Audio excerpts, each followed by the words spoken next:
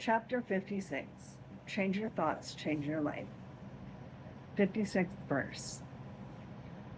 Those who know do not talk. Those who talk do not know. Block all the passages. Close your mouth. Cordon off your senses. Blunt your sharpness. Untie your knots. Soften your glare. Settle your dust. This is primal union, or the secret embrace.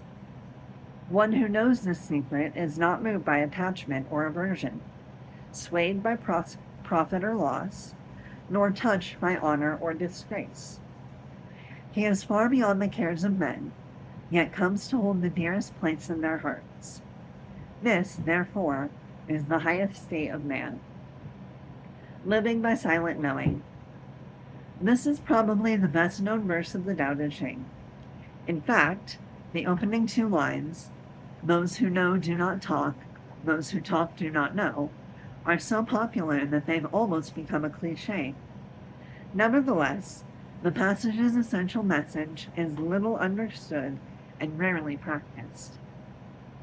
Lao Tzu is telling you to live in the highest state of silent knowing, that place deep within you that can't be communicated to any other. Consequently, you might want to change your thinking about whom you consider to be wise or learned. Persuasive speakers with a good command of the language, who are forceful in their pronouncements and confident in their point of view, are generally considered to have superior knowledge. But Lao Tzu suggests that precisely the opposite is true.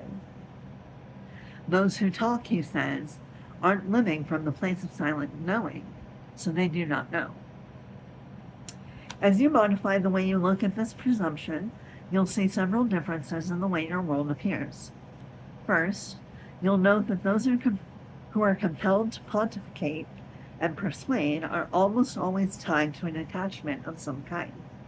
Perhaps it's to a point of view, to being right, to winning, or to profiting in some way. And the more talking they do, the more they appear to be swayed by such attachments. The second thing you'll notice takes place within you. You begin to see your inclination and desire to persuade and convince others. Then you begin to listen more attentively, finding yourself in the secret embrace of the primal union that Lao Tzu describes. Your need to be knowledgeable or dominant is replaced by the deep realization that it's all irrelevant, and you lose interest in seeking approval. Living in silent knowing becomes a process that casts your existence in a different light. You have less of an edge and feel settled, softer, and more centered. As you change how you think about what it means to be intelligent and wise, you'll come into contact with the irony that sums up this wonderfully paradoxical section of the Tao Te Ching. Lao Tzu says that the sage who lives by the Tao is far beyond the cares of men, yet holds the dearest place in his heart. I'd sum it up this way. Those who care the least about approval seem to receive it the most. Since such individuals aren't concerned with how they're perceived, either honorably or in disgrace, they don't seek praise or run from it.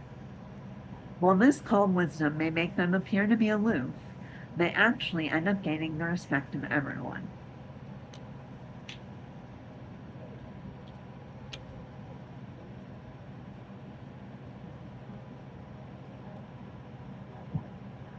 You have this place of silent knowing within you right now. And the following is what Lao Tzu suggests for adopting the paradoxical language of this verse of the Tao Te Ching to your world. First, block all the passages. Get honest with yourself about wanting to win the favor of others. You don't have to prove anything to anyone, and you'll never succeed by droning on and on. Remember that those who talk do not know, or as one translation of this verse simply states, shut your mouth. Silence is your evidence of inner knowing. Talking to convince others actually says more about your need to be right than their need to hear what you have to say. So rather than trying to persuade others, keep quiet. Just enjoy that deeply satisfying inner awareness.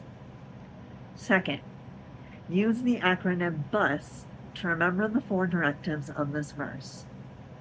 B. Blunt your sharpness. Do this by listening to yourself before you let your judgments attack someone else. A better course of action is to just listen and then silently offer loving compassion to both yourself and the other person. You, untie your knots. Detach from what keeps you tied to worldly patterns. Untie the knots that bind you to a life that's dedicated to showing profit and demonstrating victory, and replace them with silently contemplating the Tao in the sacred embrace. S. Soften your glare. Notice when you need to be right is Notice when your need to be right is glaringly obvious, and let the soft underside of your being replace your rigid stance. Your impulse to glower at external events is alerting you that you're out of touch with your inner silent knowing. S. Settle your dust. Don't kick it up in the first place. Realize that your inclination to stir up dust when you feel a diatribe about to erupt on how others ought to be behaving. Stop in the middle of pounding the table or angrily screaming and just observe yourself. Since your emotions are like waves on the ocean, learn to watch them return to the vast, calm, all-knowing source.